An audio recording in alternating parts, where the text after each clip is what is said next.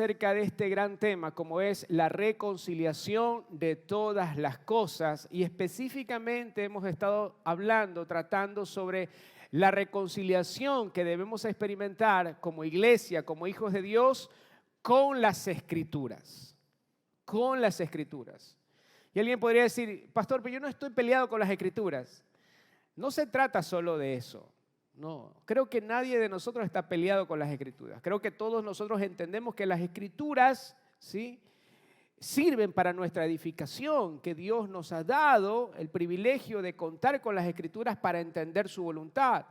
Pero eso es precisamente estar reconciliado con las Escrituras, es entender el propósito por el cual Dios nos ha facilitado esa expresión escrita de su voluntad, para poder trazarla de manera exacta, correcta, a fin de que sirva para el propósito por el cual Dios hizo que su voluntad quede expresada de manera escrita.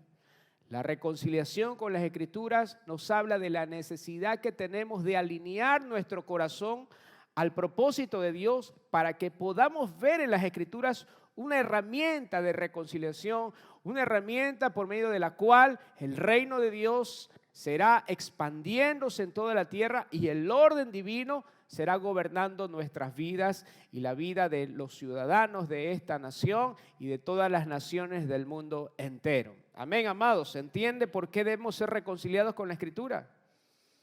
¿Sí? Vea, por favor, 2 Timoteo capítulo 3, 2 Timoteo capítulo 3, verso 15 en adelante. 2 Timoteo 3:15 dice, toda la Escritura, diga conmigo por favor, toda la Escritura. Algunas personas que empiezan a entender algo del Nuevo Testamento dicen, bueno, eso es del Viejo Testamento, menospreciando el Viejo Testamento, sin entender que toda la Escritura es inspirada por Dios. Nada en la Biblia, nada en las Escrituras está ahí por gusto, por llenar un espacio. No, todos los libros. De hecho, si usted lo sabía seguramente, la Biblia significa libros, Biblia, libros. Es un compendio, es un conjunto de libros. Cada uno de los libros, cada página, ¿sí?, de las Escrituras tiene una razón de estar ahí, tiene un porqué de estar ahí. Por eso es muy importante entender que toda la Escritura es inspirada por Dios.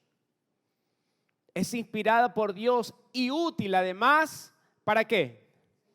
Para enseñar, para reprender, para corregir. Miren, si como padres en algo debemos confiar para enseñar, para reprender, para exhortar, para corregir, debe ser en la Escritura. Debe ser en la Escritura. Gloria a Dios por ese consejo que los padres le dan a los hijos, pero asegúrese que ese consejo sea basado en la Escritura. Hace un tiempo atrás tuve una reunión, estábamos predicando y un hombre se me acercó, buen tipo, buen hombre, estaba aquí entre nosotros. Y él se acercó después de una conferencia que dimos de familias reconciliadas y él me dijo, siempre yo procuro corregir a mis hijos, aconsejar a mis hijos. Y me saltó preguntarle, ¿y ese consejo y esa corrección de quién proviene? ¿Quién lo está corrigiendo a usted? ¿Quién le está enseñando a usted? Porque solo podemos dar de lo que tenemos. Entonces, si ese consejo es algo que él recibió de sus abuelos, de su padre, podrá tener una buena intención, pero aún con la buena intención podríamos estar equivocados. Entonces, asegurémonos que como padres corrijamos, aconsejemos a nuestros hijos, pero que no sea en base a nuestra propia prudencia, que no sea en base a lo que hemos aprendido de nuestros ancestros, sino que sea en base a la Escritura, que el fundamento sobre el cual estamos edificando la casa sea la palabra de Dios. Porque si la palabra de Dios es el fundamento sobre el cual estamos edificando, esa edificación no se corromperá, esa edificación no será debilitada, no se caerá, sino que se sostendrá a pesar de las crisis que podamos estar enfrentando. ¿Se entiende, amada familia? ¿De dónde sale ese consejo? ¿De dónde sale esa enseñanza? Asegúrate que sea su origen la palabra de Dios. Toda escritura es inspirada por Dios y útil para enseñar, para reprender, para corregir, para instruir en la justicia, ¿a fin de qué? A fin de que el siervo de Dios, ¿cuántos son siervos de Dios acá? Todos nosotros somos siervos de Dios. Esa es nuestra función, nuestra identidad es de hijos. Usted no puede identificarse como un siervo. Usted es un hijo de Dios, pero su función es servir al Señor, servir a su Padre. Somos hijos por naturaleza, pero por convicción y por amor al Señor le servimos, a fin de que el siervo de Dios esté enteramente capacitado para toda buena obra. Fíjense que eso es el efecto, el fruto que produce la palabra de Dios en nosotros. El que estemos capacitados enteramente para poder corresponder a la obra de Dios. Qué maravilloso entender esto acerca de las Escrituras. Sin duda alguna, la autoridad de las Escrituras es incuestionable para la iglesia de Cristo. Nadie de nosotros podría cuestionar la autoridad que tienen las Escrituras. Pero como creyentes, no podemos reducir las Escrituras a un libro de lectura. Como creyentes, no podemos reducir las Escrituras de Dios a un libro de consulta. No es un libro de historias.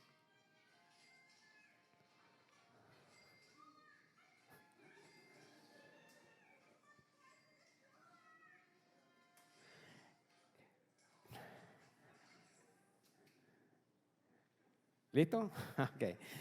No podemos reducir las Escrituras a un libro de lectura, a un libro de consulta, sino que debe ser para nosotros, debe significar para nosotros una voz rectora.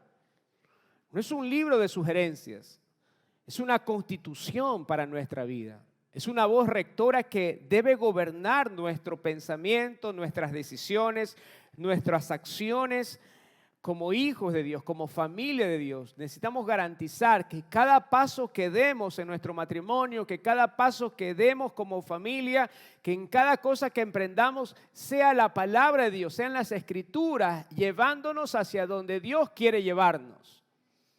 La voz de Dios expresada en las Escrituras deben ser gobernantes, esas Escrituras para nosotros. Debe ser constitucional para nuestra vida. Vea por favor en este mismo espíritu Deuteronomio capítulo 6. Deuteronomio capítulo 6 es una porción que a mí en lo personal me encanta porque nos da a notar el lugar que deben tener las Escrituras en nuestra vida. No es un librito de noche, no es un libro que debe estar empolvándose o que solo en ocasiones especiales nosotros acudimos a él. No. Miren lo que dice. Grábate en el corazón estas palabras que hoy te sugiero. Amén. ¿Qué dice?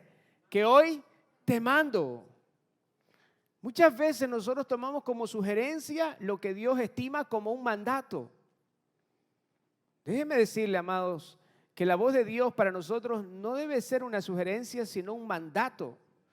Que todo lo que está escrito en la Biblia, de acuerdo al contexto y de acuerdo al propósito de Dios, debe ser tomado en nuestra vida tal cual, como un mandato. Grábate en el corazón estas palabras que hoy te mando. Y me encanta porque no dice grábate o memorízala en tu mente, sino en el corazón, desde donde surge la vida, desde donde tomamos no solo toda decisión, sino desde donde tomamos el espíritu para hacer lo que debemos hacer. De donde emana la vida, ahí debe estar grabada la Escritura. No como algo que solo debamos memorizar, sino como algo que está anclado a nuestro pensamiento y anclado a la fuente de toda decisión. Grábate en el corazón estas palabras que hoy te mando. Y mire, incúlcaselas continuamente a tus hijos. ¿Cómo vamos hasta ahí? ¿Sí? ¿Estamos inculcando la palabra de Dios a nuestros hijos? Incúlcaselas continuamente a tus hijos. Háblales de ellas cuando estés en tu casa y cuando vayas por el camino y cuando te acuestes, y cuando te levantes. ¿No era más fácil decir en todo tiempo? ¿Por qué el escritor se toma el tiempo de escribir todo esto? Para darnos a nosotros a entender que no existe un lugar, que no existe un momento en donde no debieran las escrituras estar gobernando nuestro pensamiento y nuestra vida. En todo momento, en toda conversación, las escrituras deben estar presentes. Y no solo presentes, sino deben estar gobernando nuestra vida. Átalas a tus manos como un signo, como una señal. ¿Por qué átalas a tus manos? Porque las manos representan el hacer del hombre. Todo lo que yo hago debe estar gobernado por la Escritura. Lo que hago es lo que veo hacer a mi Padre. ¿Recuerdan las palabras de Jesús? Porque el todo tiempo estaba gobernado por la palabra que salía de la boca de su Padre. Así también nuestras acciones deben estar gobernadas no por lo que el mundo dice, sino por lo que Dios ha dicho. Átalas a tus manos como un signo. Llévalas en tu frente como una marca. No solo mis acciones, sino también mi pensamiento debe estar gobernado por la palabra de Dios. ¿Qué gobierna tu pensamiento? ¿Qué gobierna tu pensamiento? Tus acciones son el reflejo de tu pensamiento. Si hay pensamientos de angustia, si hay pensamientos de temor, si hay pensamientos de fracaso, si hay pensamientos de ruptura en casa, ¿qué crees que está gobernando ese hogar? No será la palabra de Dios. Porque cuando la palabra de Dios es llevada en nuestra mente como una marca, entonces ese pensamiento de bien y no de mal, ese pensamiento que procede de nuestro Padre Celestial, regirá nuestras decisiones y nuestras acciones de vida. ¿Se entiende, amados? Llévalas en tu frente como una marca, escríbelas en los postes de tu casa. ¿Para qué? ¿Para qué? Para que todo lo que administras en casa, para todos los que están en casa, sepan que lo que sostiene el hogar no son esas columnas. Lo que sostiene esta casa es la palabra de Dios. Esto es lo que sostiene la casa. No somos nosotros los hombres los que sostenemos la casa. No, es la palabra de Dios la que nos sostiene a nosotros y es la palabra de Dios en la cual podemos sostener el hogar. Escríbelas en los postes de tu casa y en los portones de tus ciudades. Amados, esos portones son lo que permiten lo que entra o lo que sale de nuestra ciudad. Si la palabra de Dios estuviese en cada portón de esta ciudad, en cada hogar de esta ciudad, ¿creen que estaríamos viviendo la realidad que hoy vivimos como guayaquileños? Por eso es que es necesario involucrarse en la obra del Señor, para que la palabra de Dios pueda ser escrita en cada portón de esta ciudad. Amén.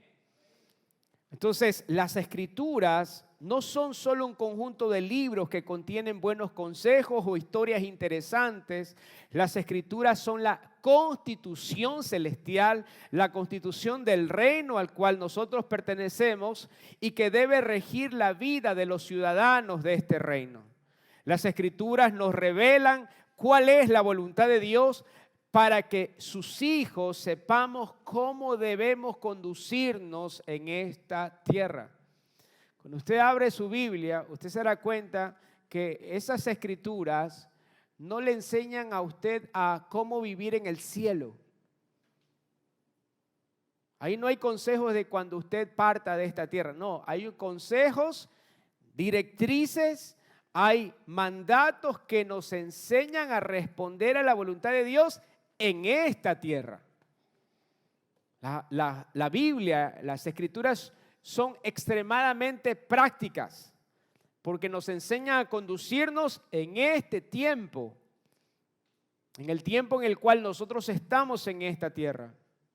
A pesar de que es atemporal, cuando usted abre las escrituras, usted se da cuenta, pareciera que fuese el periódico de hoy, porque usted puede ver ahí expresada la realidad de lo que vivimos hoy. Y no solo esa realidad, sino cómo responder según la voluntad de Dios a esas circunstancias que hoy en el tiempo estamos atravesando. En un Estado constituido no existe nada que esté por encima de la Constitución. Ni la voz de un presidente, ni la voz de un diputado o de un asambleísta. No existe nada que esté por encima de la Constitución. Así, del mismo modo, nosotros debemos reconocer la autoridad de la palabra de Dios sobre nuestra vida y sobre todo aquello que por su gracia estamos administrando. Nada puede estar por encima de la palabra de Dios. Nada. Todo lo que administramos debe estar sujeto a la autoridad de las Escrituras. Pero quiero hablarles en esta mañana de algunos errores que nosotros podemos cometer, a la hora de acercarnos a las Escrituras. Quiero hablarles acerca del mal uso de las Escrituras. La próxima semana vamos a hablar del propósito de las Escrituras, pero hoy quiero hablarles de lo que no deberíamos hacer a la hora de acercarnos a las Escrituras. ¿Les parece? Vamos a tratar solo 4 puntos, cada uno de una hora. No, cada uno son puntos breves, ¿sí? Y que necesitamos entender a la hora de acercarnos a las Escrituras. ¿Ok? El mal uso de las Escrituras. Estoy que repito cada rato para que el equipo de medios pueda adelantarse un poco en el material. Bien. Necesitamos ver las Escrituras no tan solo como un conjunto de libros, decíamos, sino como una obra inspirada por Dios para nuestra edificación. El objetivo de las Escrituras es uno solo, y es que Cristo pueda ser formado en nosotros. O sea, no es cuánto leo, es cuánto de Cristo está siendo formado en su vida.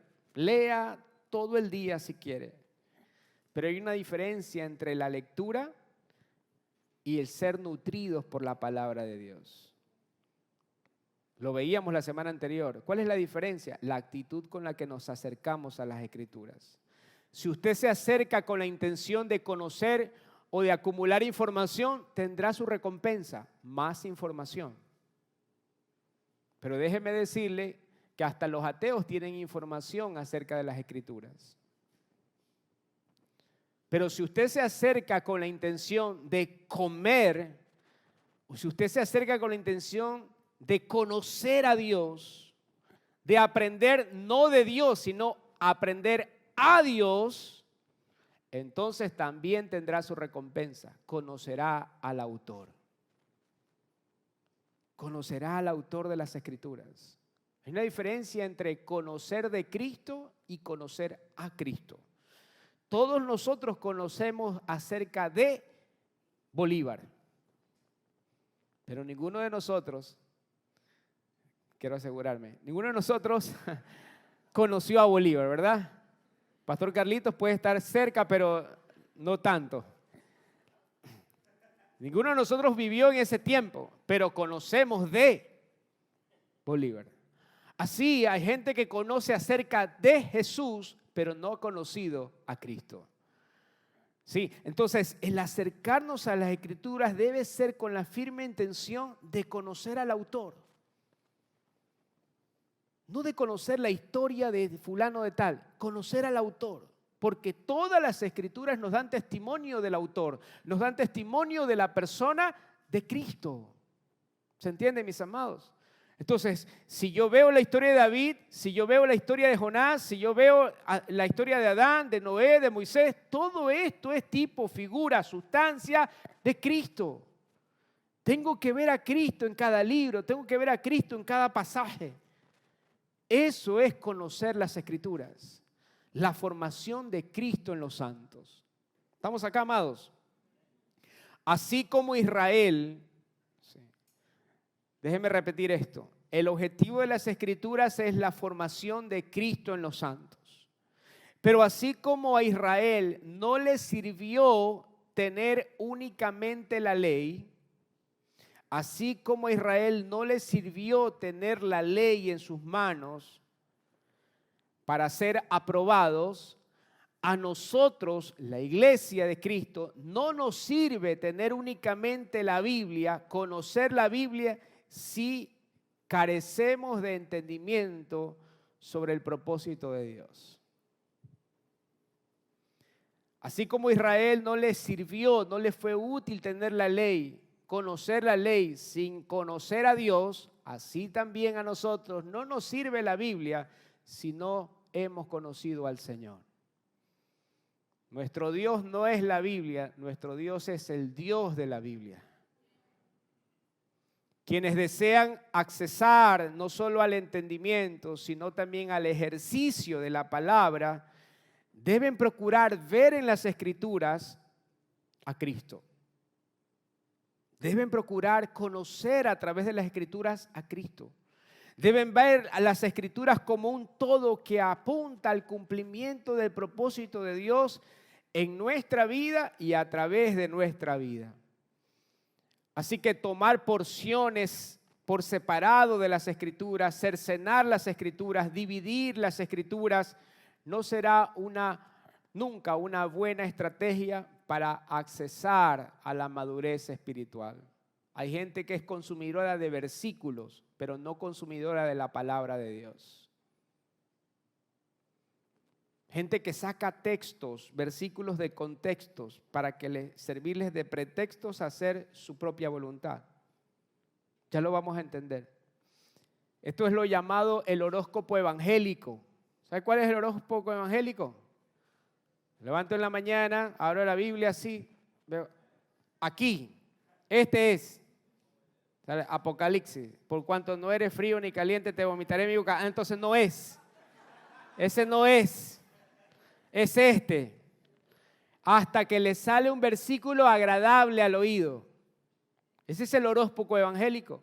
Las palabritas, esas cajitas, las palabritas. A ver qué, la palabrita de hoy. Ah, listo. Todos son versículos lindos, ¿verdad? Eso es tomar la escritura al azar. Es tal cual como... ¿Y qué signo es, Marisabel? ¿Qué signo eres? Acuario. Es lo mismo. Es lo mismo. Es un juego de azar, ¿sí? Con el cual mal utilizamos las escrituras. No podemos reducir la palabra de Dios a palabritas tomadas al azar. No podemos torcer el mensaje de las Escrituras tomando solo porciones que nuestros oídos quieren escuchar. Como iglesia evangélica hemos cometido varios errores en el uso de las Escrituras. Errores que atentan contra la madurez de los hijos de Dios y errores que se oponen a la manifestación del propósito eterno de Dios en nuestros días.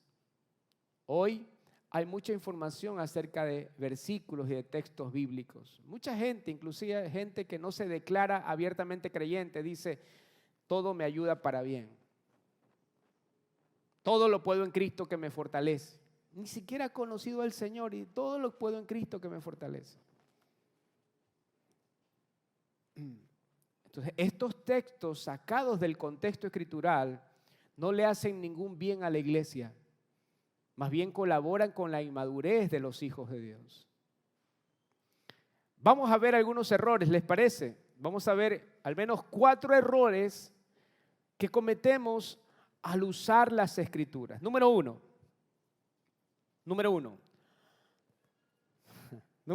usar las escrituras como fuente de frases motivadoras y finalmente manipuladoras. Usar las escrituras como fuente de frases motivadoras y manipuladoras. Si hoy quisiéramos hacer una conferencia de coaching, de motivación y que toda la gente salga aquí pero con un cuchillo entre los dientes y vamos a ganarnos el mundo, miren, vamos a encontrar versículos pero al por mayor. Pero esa motivación te acompañará hasta mañana lunes.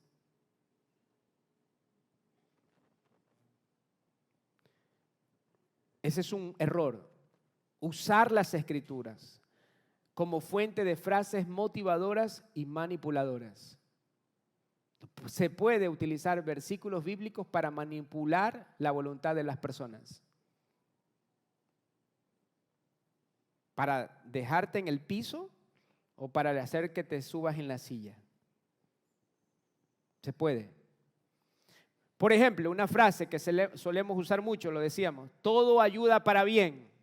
Yo he escuchado esa frase en gente que quiere divorciarse. Todo ayuda para bien, por lo tanto, hoy me separo. Todo ayuda para bien. Claro, pero sacaron ese texto del contexto en el que Pablo está hablando. Pablo está hablando del contexto de una vida rendida al propósito de Dios, en el cual todo ayuda para bien. A los que aman al Señor, a los que conforme a su propósito han sido llamados. En ese propósito todo va a ayudar para bien. No dice además que todo te saldrá bien, no. Dice que a pesar de que pases circunstancias, crisis, si estás caminando en el propósito de Dios, tenlo por seguro que aún eso que te hicieron ayudará para bien. Ayudará para bien. Otra frase muy usada por los evangélicos: todo lo puedo en Cristo que me fortalece. Ahora imagínense escuchar esa frase en la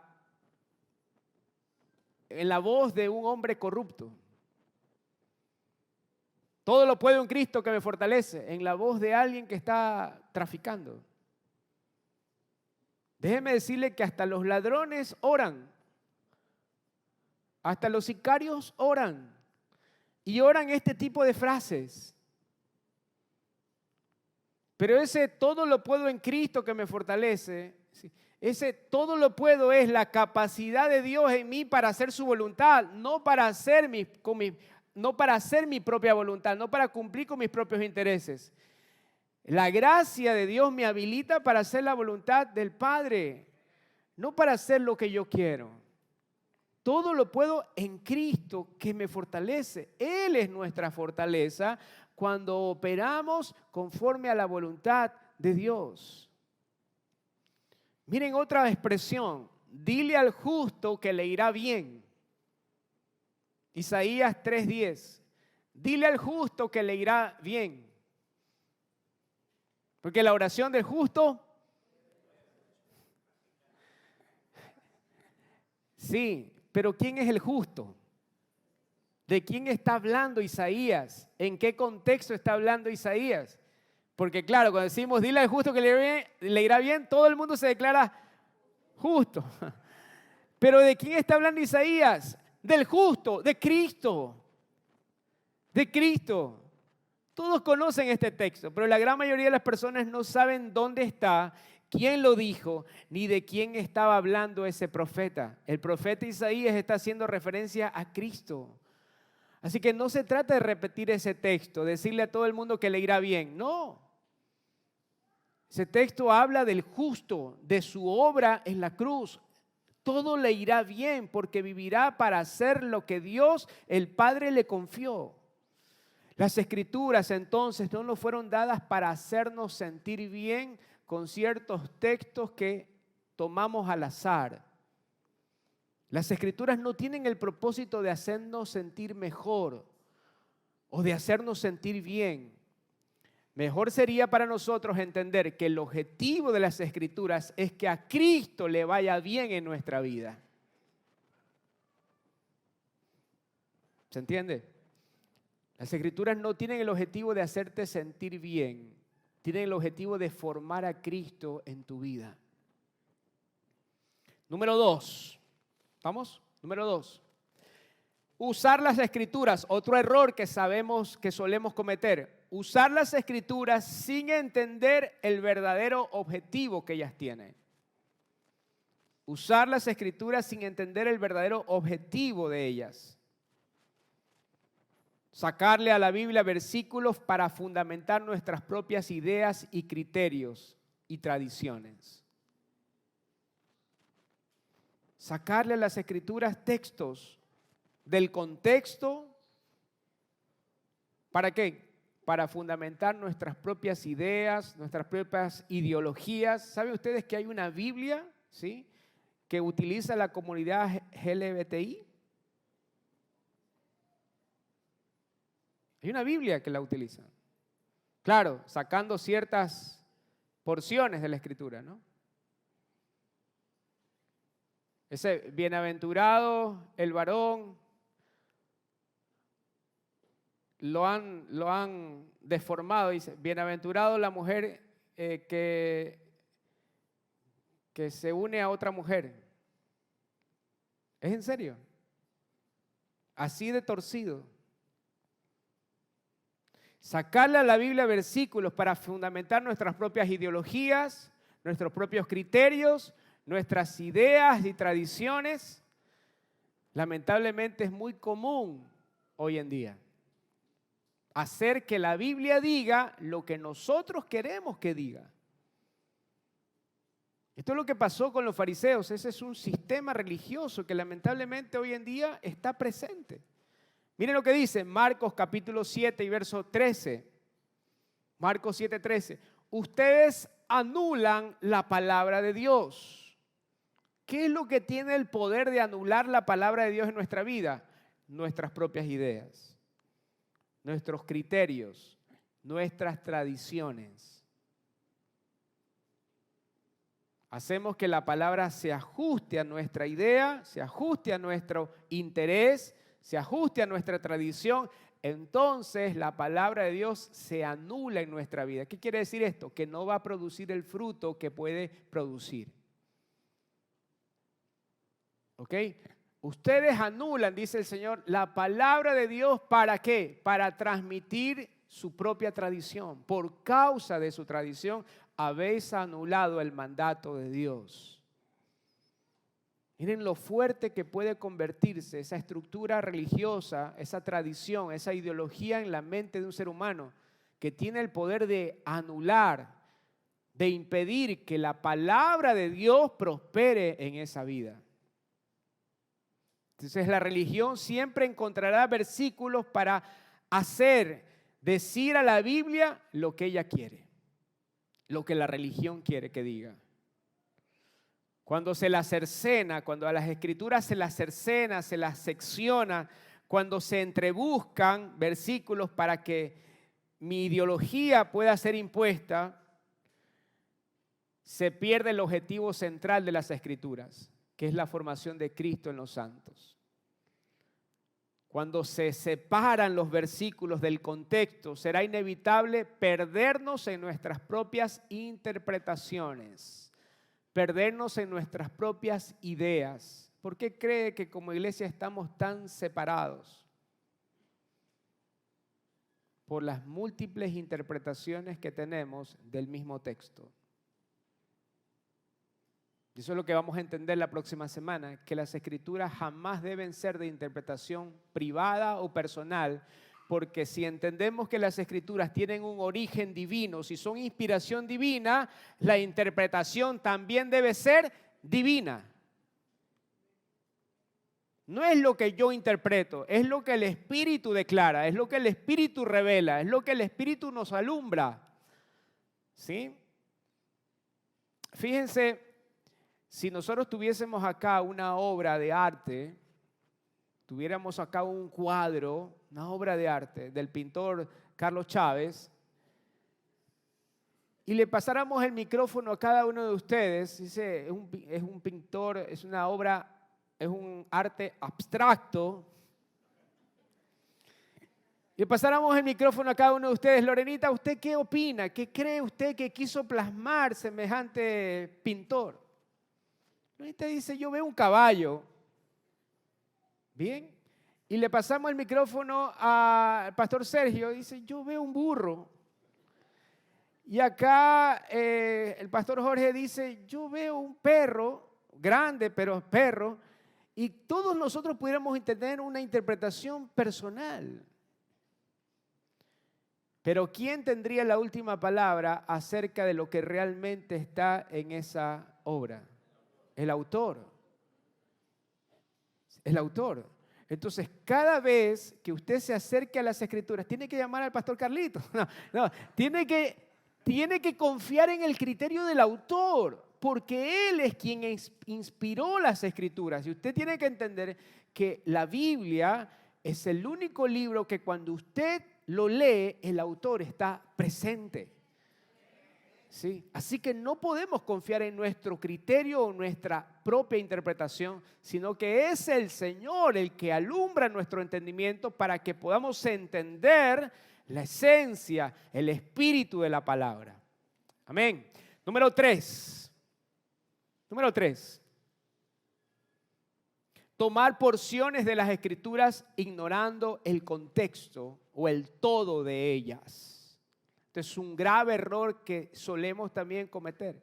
Tomar porciones, textos de la Escritura ignorando el todo de ellas, el contexto en el cual está escrito ese texto.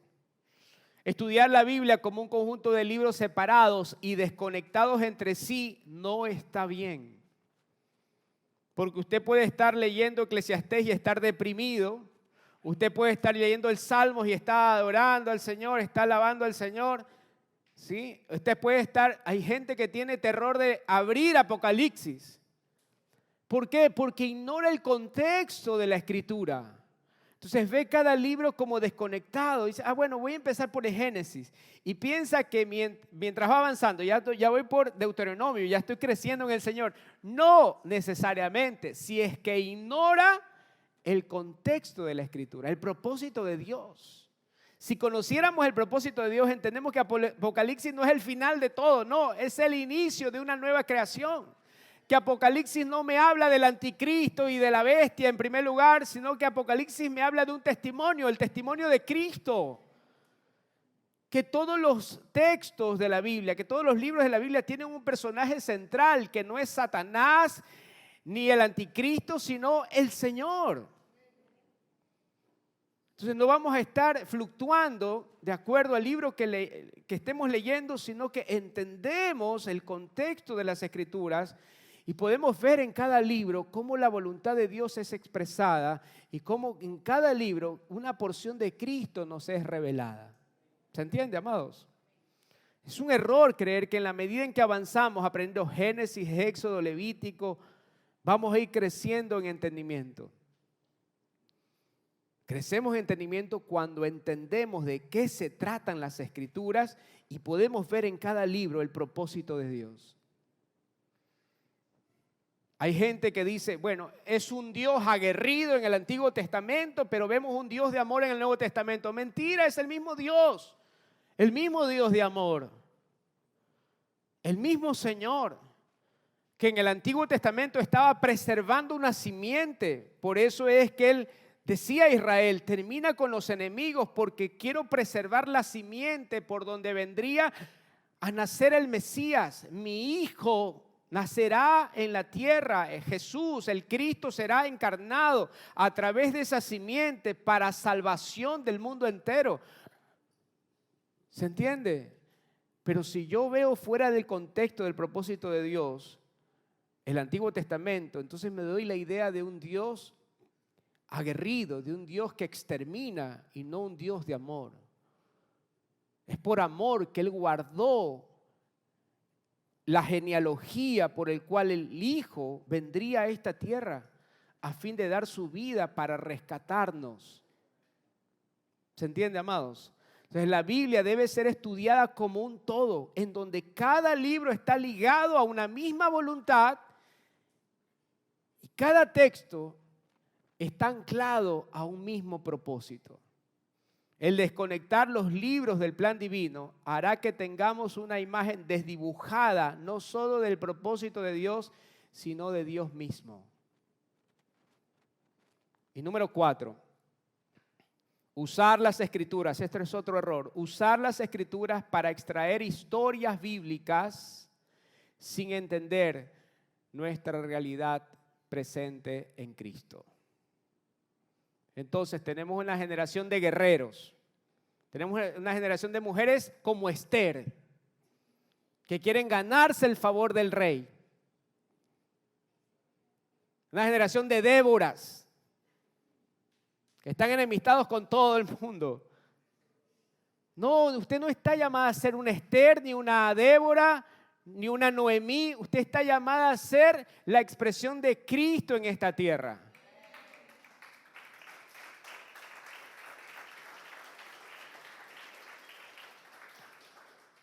Y nosotros varones no estamos llamados a ser el David de este siglo, no.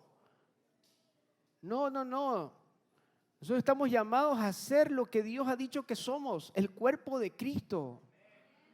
Ni guerreros, ni profetas que hacen descender fuego del cielo, nada de eso. Estamos llamados a expresar el carácter de Cristo. Él es el varón perfecto. ¿Se entiende? Pero cuando sacamos historias bíblicas para enseñar, separadas del contexto de la voluntad de Dios, cometemos un error.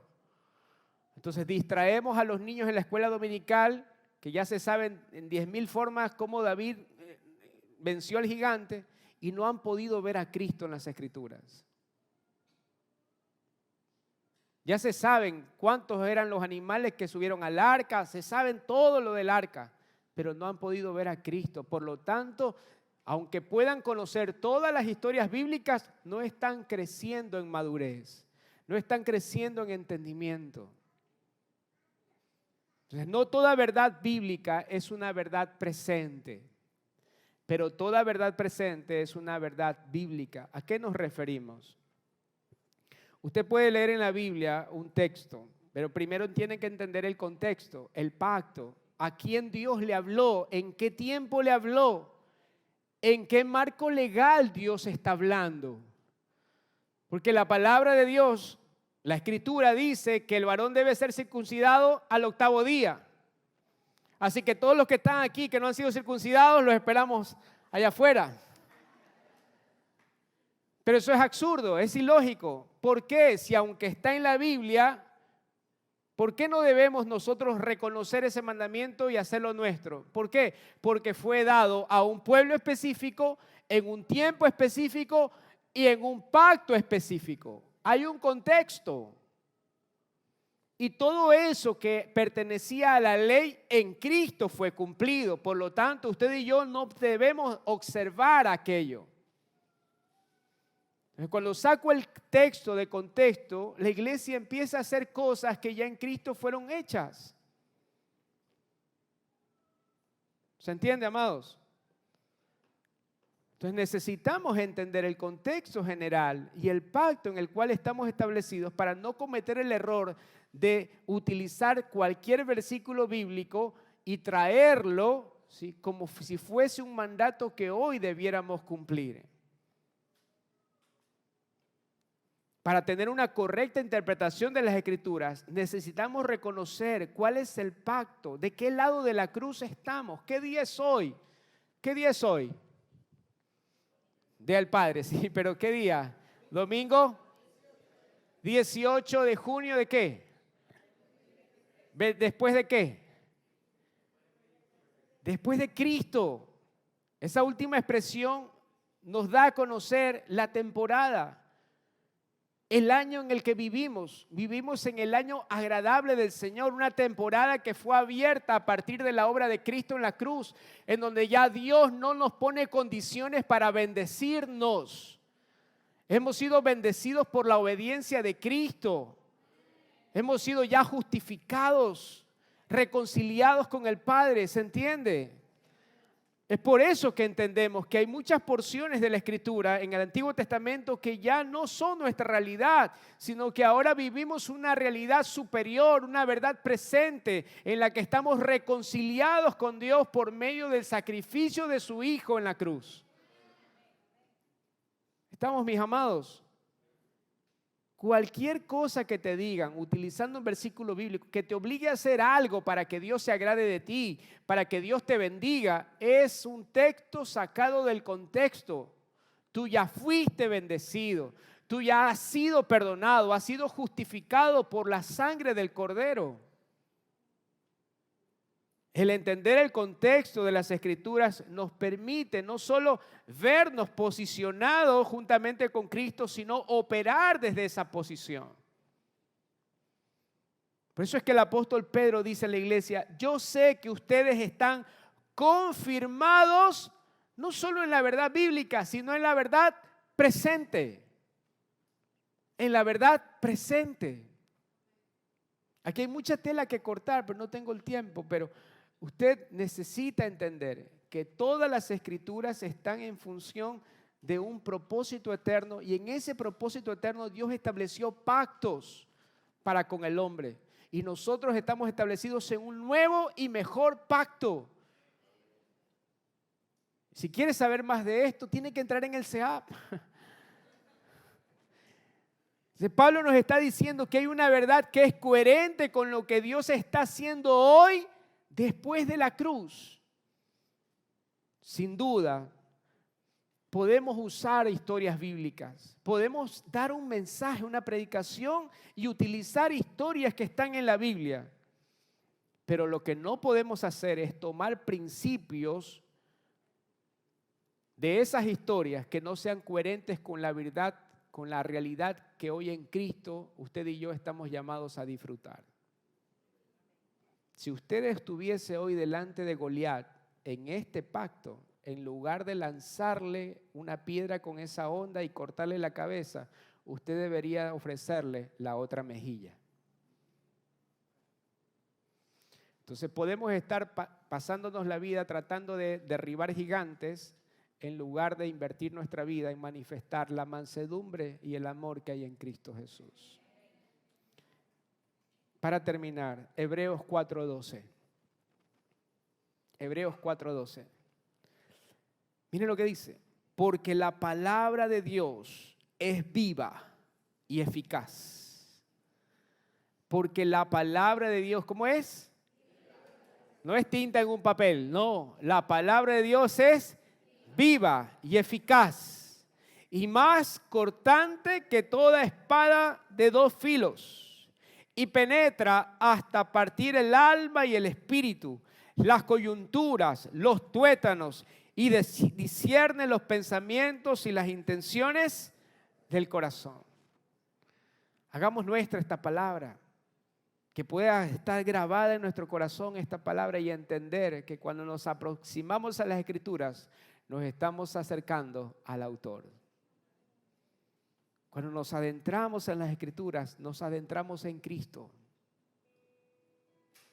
La palabra es vida, y esa vida es eficaz. En lugar de cercenar los versículos, de escoger los versículos que a nosotros nos agradan, de repetir ciertos textos, más bien permitamos que la palabra de Dios cercene nuestro interior. Corte como esa espada de doble filo que atraviese el espíritu, el alma, las coyunturas hasta llegar al tuétano, y discierna las intenciones de nuestro corazón. Que en lugar de tratar de hacer que la Biblia diga lo que nosotros queremos que diga, que sea la palabra de Dios haciéndonos no solo decir, sino permitiéndonos vivir conforme a su voluntad. Que la palabra de Dios ejerza ese efecto cortante para que se separe definitivamente lo que pertenece al viejo hombre y pueda manifestarse la naturaleza del nuevo hombre recreado a imagen y semejanza de Cristo Jesús. ¿Quieren orar conmigo? Tengo una oración cargada de gratitud al Señor, porque a diferencia de nuestros hermanos de la iglesia temprana, a diferencia de los antiguos profetas, hoy nosotros tenemos el privilegio de contar con las Escrituras en nuestras manos. Hoy tenemos el privilegio de disfrutar de esa reunión de libros, de esos escritos. ¿Saben? Más que con tinta, esos escritos fueron escritos con sangre. La sangre de nuestros hermanos, pero principalmente la sangre del Cordero. Es una tinta indeleble. Es una palabra que jamás será borrada de la tierra. El cielo y la tierra pasarán, pero la palabra de Dios no pasará. Esas escrituras le dan sentido a nuestra vida. Esas escrituras son el testimonio de Cristo en nosotros. Señor, te damos gracias porque no solo nos das el privilegio de tener las Escrituras en nuestras manos, reunidas, Señor, en un conjunto de libros, sino que has grabado tu palabra en nuestros corazones. tú grabaste, Señor, como un sello en nuestro interior tu voluntad. Y esa palabra es la que gobierna y la que rige nuestros pensamientos y nuestras acciones. Hoy te pedimos, Señor, que esas escrituras ocupen el lugar que les corresponde en nuestra vida, sobre todo sobre nuestra familia, sobre nuestro matrimonio, sobre nuestra administración y sobre nuestra vida misma. Tu palabra, Señor, está por encima de todo. Tu palabra es la constitución, Señor, que nos permite entender cómo debemos vivir y conducirnos en esta tierra. Gracias por darnos, Señor, tu palabra y por impartirnos tu vida a través de ella. Enséñanos a amar tu palabra, Señor, más que de lo que amamos la Biblia. Enséñanos a honrar tu palabra más de lo que honramos el texto. Enséñanos, Señor, a vivir por causa de tu escritura. Te lo pedimos en Cristo Jesús. Amén y amén.